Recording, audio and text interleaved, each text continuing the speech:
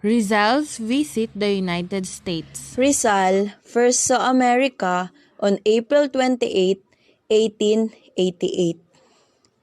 His arrival in this great country was marred by racial prejudice, for he saw the discriminatory treatment of the Chinese and the Negroes by the white Americans. He kept notes of what he observed during his trip from San Francisco to New York, where he took a ship for England.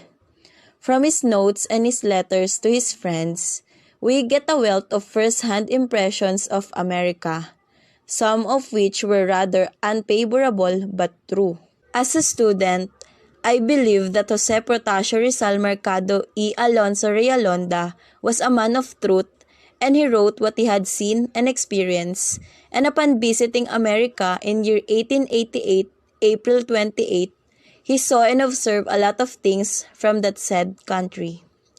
The first one is about his arrival in this great country was marred by racial prejudice, and the second one is the discriminatory treatment of the Chinese and the Negroes by the white Americans. Arrival of Jose Rizal in San Francisco. Rizal docked at San Francisco aboard the steamer Belgique on April 28, 1888, Saturday in the morning. But the passenger was not allowed to disembark the ship because of cholera, and they were quarantined. Rizal was shocked because at that time there was no epidemic in the Far East, and he discovered it was motivated by politics to win the votes for election of the whites in California.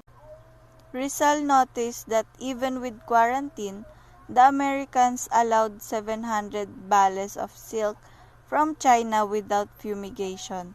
Rizal and the passengers left after a week of quarantine, and the Japanese and Chinese were quarantined for a longer period. On May 4, 1888, Rizal was registered at the Palace Hotel, and he wrote on his diary lodge in Palace Hotel. $4 a day with bath and everything included.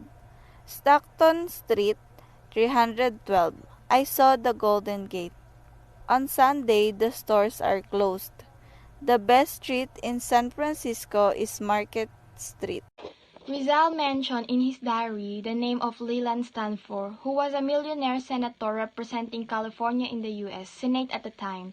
The senator was founder and the benefactor of Stanford University at Palo Alto, California. Also recorded in Rizal's diary Street, Dupont Street in Chinatown, which Grant Avenue today. Rizal stayed San Francisco for 2 days, May 4 to 6, 1888. The President of the United States at the time was Grover Cleveland. Across the American continent. May 6, 1888, Sunday, 4:30 p.m. Rizal left San Francisco for Oakland by ferry boat. In Oakland, he boarded the train for his trip across the continent. May 7, 1888, Monday. He woke up and had a good breakfast at Reno, Nevada. He called it the biggest little city. He saw an Indian attired in semi-European suit and semi-Indian suit leaning against the wall. May 8, 1888, Tuesday. He was at Utah State, the third state they passed over. In approaching Ogden, the fields are seen with horses, oxen, and trees. From Ogden to Denver, the clock set is 1 hour ahead of time. There are mountains in the middle of lake like the island of Talim in Laguna de Bay. May 9, 1888, Wednesday. They are passing through the mountains and rocks along the river. The river is noisy, and its noise gives life to this lifeless territory. At Colorado, the fifth state they passed over. May 10, 1888, Thursday. He woke up in Nebraska. He described it as plain country. They reached Omaha, the biggest city, since they left San Francisco. He saw the Missouri River is twice as wide as the Pasig River. The train passed over the Missouri Bridge for 2.5 minutes. May 11, 1888, Friday. He woke up near Chicago. He said that Chicago is a cultivated country. At 8:14 Friday night, he left Chicago. May 12, 1888, Saturday. Rizal wrote on his diary, "We shall arrive at the English territory in the afternoon, and we shall soon see Niagara Falls. We stopped for some time to see the points that are beautiful. We went to the side below of the falls. I was between two rocks and his greatest cascade.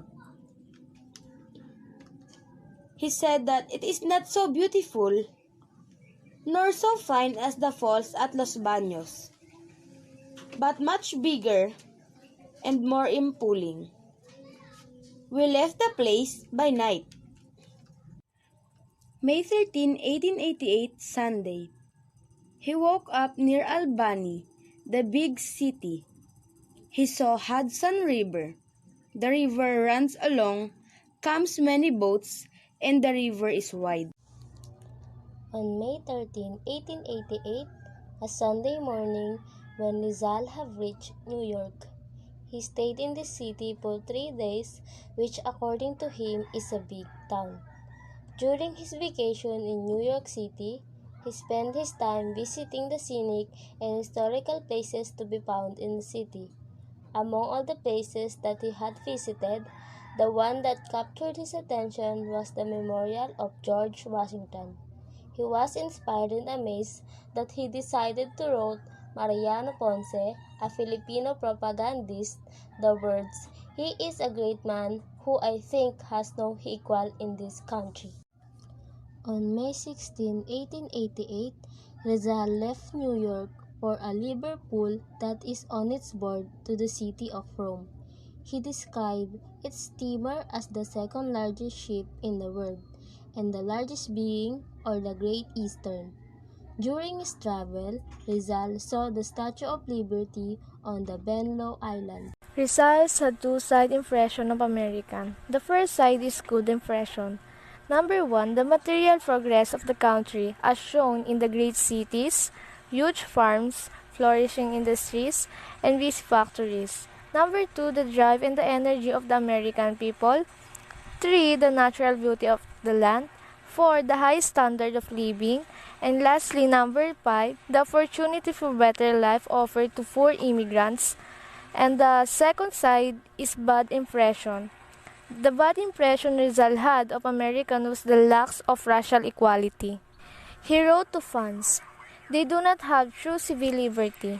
In some states, the Negro cannot marry a white woman, not a white man, a negress."